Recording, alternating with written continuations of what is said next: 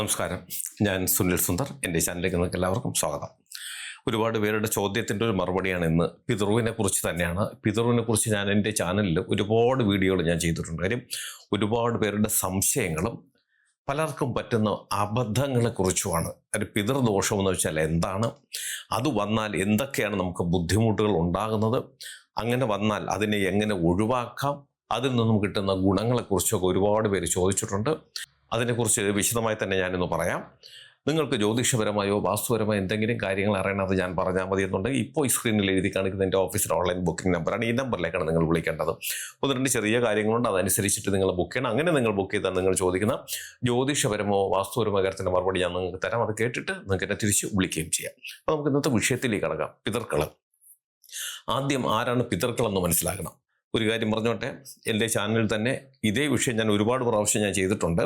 എങ്കിലും നിത്യം വരുന്നതിൽ ഒരുപാട് പേരിങ്ങനെ പിതൃദോഷം അവർ പോയി ചെയ്യേണ്ടതൊക്കെ ചെയ്തതിന് ശേഷം വീണ്ടും ബുദ്ധിമുട്ടുകൾ വരുന്നു. അതിനെക്കുറിച്ച് പ്രധാനമായിട്ടൊരു കാര്യമാണ് ഞാൻ പറയുന്നത്. നമുക്ക് ഇതിലേക്ക് തന്നെ കിടക്കാം.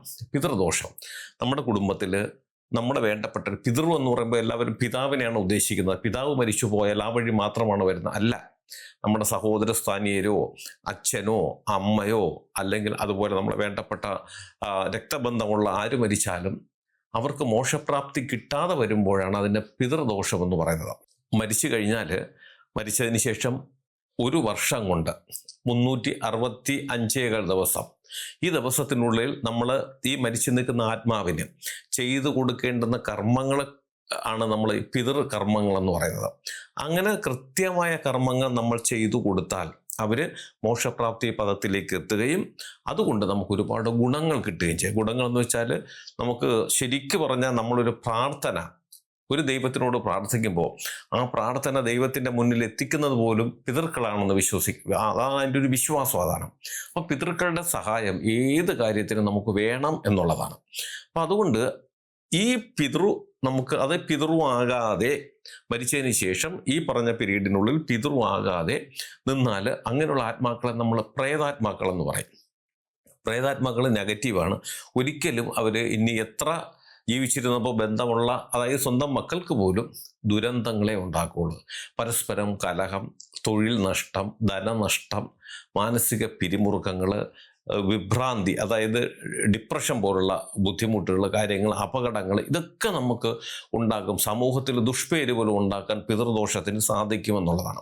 ഇങ്ങനെയുള്ള ഒരുപാട് വിഷയങ്ങളാണ് പിതൃദോഷങ്ങൾ ഉണ്ടാകുന്നത്. ഇതിന് നേരെ വിപരീതമാണ് പിതൃ നന്നായി കഴിഞ്ഞാൽ. മുടങ്ങിക്കിടക്കുന്ന പല കാര്യങ്ങൾ, ബിസിനസ്സുകൾ ഉയർച്ച, പഠിത്തത്തിലും നമുക്ക് എന്തെങ്കിലും ബുദ്ധിമുട്ടുണ്ടെങ്കിൽ അതൊക്കെ നന്നായി മുന്നോട്ട് കൊണ്ടുപോകാൻ, ജോലി കിട്ടാതിരുന്നാൽ അത് കിട്ടുന്നതിനും ഒക്കെ ആയിട്ട്, പിണങ്ങിയിരിക്കുന്നവർ തമ്മിൽ സൗഹൃദത്തിൽ പോകാനും ഒക്കെ ആയിട്ട്, അതായത് നല്ല കാര്യങ്ങൾ എന്തൊക്കെ നടക്കും അതിന് വിപരീതം പിതൃദോഷം ഉണ്ടെങ്കിൽ നടക്കും. അപ്പം പിതൃവിനെ തൃപ്തിപ്പെടുത്തേണ്ടത് നമ്മുടെ ഓരോരുത്തരുടെയും ജീവിതത്തിൽ അത്യാവശ്യമാണ്.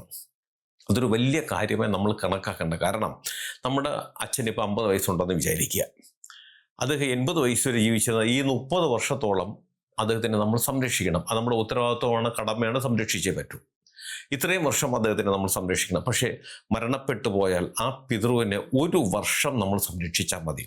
ചെയ്യേണ്ട വിധത്തിൽ ചെയ്താൽ അത് നമുക്ക് ഏറ്റവും വലിയ അനുകൂലമായ അവസ്ഥ നമുക്ക് ഉണ്ടാക്കിത്തരും, ഭാഗ്യങ്ങൾ നമുക്ക് തരും, നമ്മുടെ വരുന്ന തലമുറയ്ക്ക് അത് നമുക്ക് വലിയ ഗുണങ്ങൾ ഉണ്ടാക്കിത്തരും എന്നുള്ളതാണ്. അപ്പോൾ നമ്മളൊരു തർപ്പണം ചെയ്യുമ്പോൾ അത് ഒരാൾക്കല്ല, നമ്മുടെ കുടുംബത്തിൽ മരിച്ചു നിൽക്കുന്ന മോക്ഷപ്രാപ്തി കിട്ടാത്ത എല്ലാ പിതൃക്കളെയും ജ്ഞാന പിതൃക്കളെ ഉൾപ്പെട്ടാണ് ചെയ്യുന്നത്. അങ്ങനെ നമ്മൾ തർപ്പണങ്ങൾ ചെയ്തെടുക്കുമ്പോൾ വരുന്ന ചില പാകപ്പിഴകൾ, മിക്കവാറും ആൾക്കാർ വരുന്നത് അവർക്ക് പിതൃദോഷമുണ്ട്, അല്ലെ അച്ഛൻ്റെ അമ്മയുടെ അല്ലെങ്കിൽ മറ്റു ബന്ധുക്കളുടെ ആത്മാവിന് മോക്ഷപ്രാപ്തി കിട്ടിയിട്ടില്ല, വലിയിട്ടില്ലേ. അപ്പോൾ അവർ പറയുന്നത് കൃത്യമായിട്ട് അവിടെ സംസ്കാര ചടങ്ങുകൾ നടത്തി, 5-നും 6-നും സഞ്ചയനം നടത്തി, 16-ന് അവർ പോയിട്ട് പുലകുളി അടിയന്തരം നടത്തി, 41-ന് പ്രത്യേക ചടങ്ങ് നടത്തി, ഈ പറഞ്ഞ 12 മാസം കൊണ്ട് 13 ബലിയും ചെയ്തു. എന്നിട്ട് പോലും അവർക്കൊരു സ്വസ്ഥതയോ സമാധാനമോ ജീവിതത്തിൽ ഭാഗ്യമോ വരുന്നില്ല, കഷ്ടതകളെ ഉള്ളൂ എന്ന് പറയുമ്പോൾ അവർക്ക് അത്ഭുതമാണ് വന്നിരിക്കുന്നത്. ഞങ്ങൾക്ക് അത്ഭുതം തോന്നി. ഈ 13 ബലി ചെയ്തിട്ടും എന്തുകൊണ്ട് ഈ ആത്മാവ് മോക്ഷപ്രാപ്തിയിലേക്ക് എത്തുന്നില്ല? അതിന് 2 കാരണങ്ങളാണ്. ഒന്ന്, ദുരാത്മാക്കളെന്ന്, അതായത് ആത്മഹത്യയോ അതുപോലെ കൊലപാതകമോ മരണങ്ങളോ ഒക്കെ സംഭവിച്ചു പോകുന്ന ആത്മാക്കൾക്ക് കുറച്ചുകൂടി ഈ പറഞ്ഞ ഈ സാധാരണ ഒരു മരണം സംഭവിച്ചാൽ ചെയ്യുന്നതിനേക്കാളും കുറച്ചുകൂടി കാര്യങ്ങൾ ചെയ്തു വേണം അവരെ നമ്മൾ തൃപ്തിപ്പെടുത്തുവാനായിട്ട്. അങ്ങനെ അല്ലാത്ത അസാധാരണ മരണം സംഭവിക്കുന്നവർക്കും ഈ കൃത്യമായിട്ട് കാര്യങ്ങൾ ചെയ്തിട്ടും ഇത് ഫലിക്കുന്നില്ല എന്നുണ്ടെങ്കിൽ അത് നമ്മൾ ചെയ്യുന്ന ചടങ്ങിൽ വരുന്ന പോരായ്മകളാണ്. അപ്പോൾ ഈ പിതൃതർപ്പണങ്ങൾ, അതായത് മാസബലി നമുക്കെടുക്കാം. മാസബലി ഇത് സാധാരണ ആൾക്കാർക്ക് ആർക്കും അതിൻ്റെ ചടങ്ങ് അറിയില്ല, എങ്ങനെ ചെയ്യണമെന്ന് അറിയില്ല. അതിനകത്ത് കുറച്ച് മന്ത്രങ്ങളും കാര്യങ്ങളും അത് ചെയ്യേണ്ടത് കുറച്ച് ക്രിയകളും ഒക്കെ ഉണ്ട്. അതിൻ്റെ പ്രത്യേക രീതിയിലൊക്കെയാണ് ക്രിയകളൊക്കെ ചെയ്യുന്നത്, അതൊക്കെ ഉണ്ട്. അപ്പം നമ്മൾ ഈ ബലി ഇടാൻ നമുക്കറിയില്ല, പോകുന്ന സ്ഥലമാണ് അല്ലെങ്കിൽ ആ ആചാര്യനെയാണ് നമ്മൾ ഏറ്റവും കൂടുതൽ ശ്രദ്ധിച്ച് തിരഞ്ഞെടുക്കേണ്ടത്. അത് നമ്മുടെ ഏറ്റവും വലിയ ഉത്തരവാദിത്തമാണ്. നമ്മുടെ ഒരു വർഷം നഷ്ടപ്പെടുന്നു, ഒരു വർഷത്തെ നമ്മൾ ഈ ബുദ്ധിമുട്ടുകൾ, അതിനുശേഷം വരുന്ന ദുരന്തങ്ങൾ. അപ്പം നമ്മൾ ബലിതർപ്പണം നടത്താൻ പോകുന്ന സ്ഥലവും ആചാര്യനെയും കൃത്യമായി തിരഞ്ഞെടുക്കുക. സ്ഥലം എന്ന് പറഞ്ഞാൽ ശുദ്ധമായ സ്ഥലത്തായിരിക്കണം നമ്മൾ ബലി ഇടുന്നതും അതുപോലെ ബലി കൊണ്ട് നമ്മൾ തൂവുന്നതും. അതായത് പിതൃക്കൾ ജലം വഴിയാണ് ആഹാരം സ്വീകരിക്കുന്നത് എന്നാണ് വിശ്വാസം. അങ്ങനെ വരുമ്പോൾ ശുദ്ധമായ ജലത്തിലാണ് പിതൃക്കൾക്കുള്ള ആഹാരം അതായത് പിണ്ടം കൊണ്ട് നമ്മൾ സമർപ്പിക്കുന്നത്. അത് കടലിൽ സമർപ്പിക്കുന്നത് ഏറ്റവും ഉത്തമമാണ്. ചില സ്ഥലങ്ങളിൽ കാണുന്ന കെട്ടിക്കിടക്കുന്ന വെള്ളം, ഇതിനു വേണ്ടി മാത്രം വെള്ളം കെട്ടിക്കിടക്കുന്നുണ്ട്, ഒലിച്ചൊന്നും പോകത്തൊന്നുമില്ല. അതിനകത്ത് ഇങ്ങനെ ദിവസങ്ങൾ കൊണ്ടിട്ട് അതിങ്ങനെ പുഴുവെടുത്ത് ക്രമിച്ച് കിടക്കുന്ന വെള്ളം. അതായത് നമ്മൾ ഇത് ജലത്തിലേക്ക് ഈ പിണ്ടം സമർപ്പിച്ചിട്ട് അവിടെ നിന്ന് കുറച്ച് വെള്ളം എടുത്ത് നമ്മൾ തലയിൽ കുടയണം എന്നാണ്. പക്ഷെ ഇത് പിണ്ടം സമർപ്പിക്കാനേ പറ്റുള്ളൂ. അത് നമുക്ക് തലയിൽ കുടയാൻ പറ്റില്ല. കുടഞ്ഞാൽ നമുക്ക് എന്തെങ്കിലുമൊക്കെ അസുഖങ്ങൾ പിടിക്കും, ചൊറിയൊക്കെ പിടിക്കും. അതുകൊണ്ട് അടുത്ത പൈപ്പിലോ മറ്റോ വെള്ളം വെച്ച് അതിനെ കുടയണം. അപ്പോൾ ഈ പിതൃവിന് സ്വീകരിക്കേണ്ടുന്ന സ്ഥലമാണെന്നാണ് നമ്മൾ ജലത്തിലാണ് ഇട്ട് കൊടുത്തത്. അപ്പോൾ ഇത്രയും അശുദ്ധിയായി ക്രമിച്ച് കിടക്കുന്ന വെള്ളത്തിൽ ഇട്ടാൽ പിതൃക്കൾ സ്വീകരിക്കും? ഒരിക്കലുമില്ല. അതൊന്നാമത്തെ തെറ്റ്. അപ്പം നമ്മൾ തിരഞ്ഞെടുക്കേണ്ടത് ശുദ്ധമായ സ്ഥലങ്ങൾ.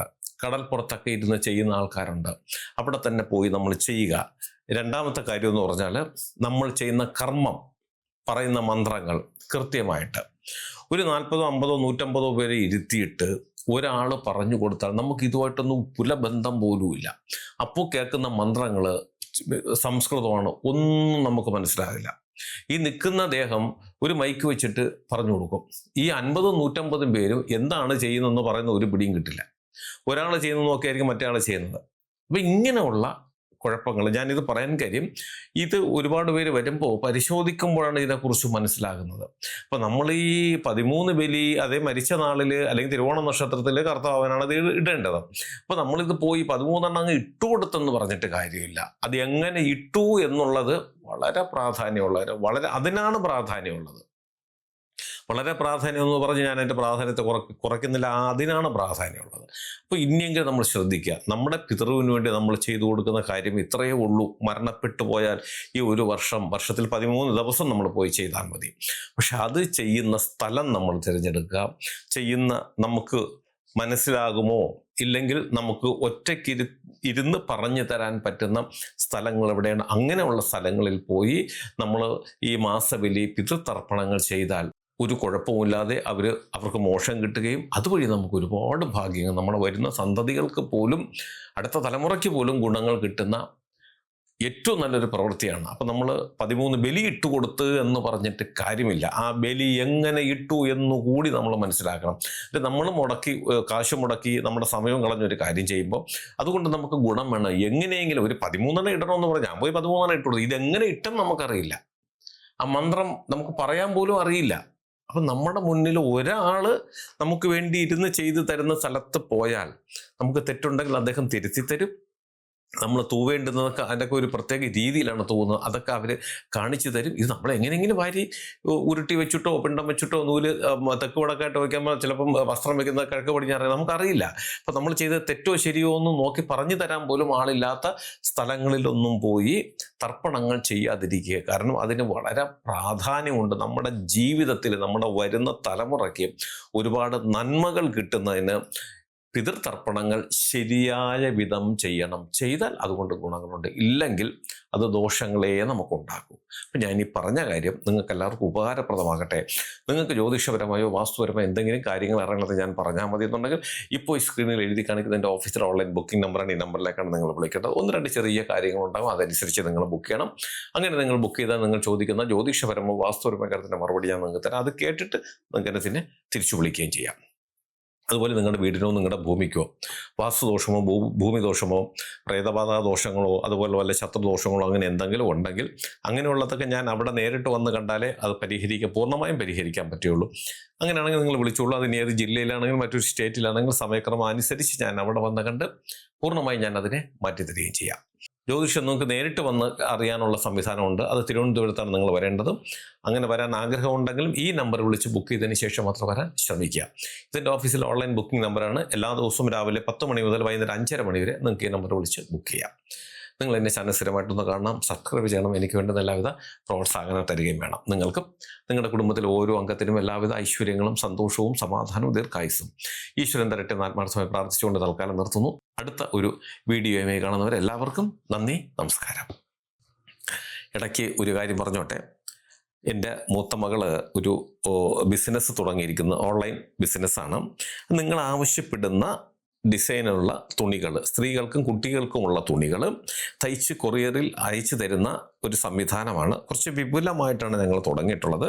ഈ കാണിക്കുന്ന ഈ സൈറ്റിൽ നിങ്ങൾ കയറി നോക്കുക. ഇതിനകത്ത് ഒരുപാട് മോഡലുകൾ കാണിച്ചിട്ടുണ്ട്. ഇഷ്ടപ്പെട്ടാൽ മാത്രം നിങ്ങൾ തീർച്ചയായിട്ടും ഓർഡർ തരണം. ഒരുപാട് പേര് ഞങ്ങൾക്ക് ഓർഡർ തരുന്നുണ്ട്. നിങ്ങളും ഇഷ്ടപ്പെട്ടാൽ തീർച്ചയായിട്ടും നിങ്ങൾ ഓർഡർ തന്ന് ഞങ്ങളെ സഹായിക്കണം. അത് കൊറിയറിൽ നിങ്ങളുടെ വീട്ടിലേക്ക് അയച്ചു തരും. വിശദമായിട്ടുള്ള വിവരങ്ങളൊക്കെ അത് ഡിസൈനിനെ കുറിച്ചുള്ള സകല കാര്യങ്ങളും ഇതിനകത്തുണ്ട്. ഇഷ്ടപ്പെട്ടാൽ ഓർഡർ തന്ന് ഞങ്ങളെ സഹായിക്കുക.